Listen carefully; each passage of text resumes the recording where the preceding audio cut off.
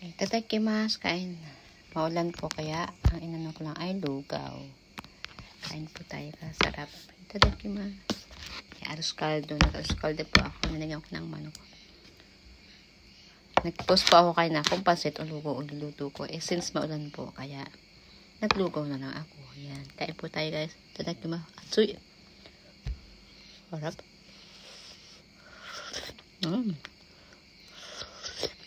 In fairness, masarap siya.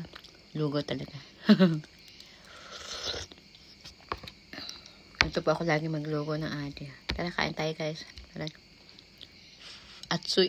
Init.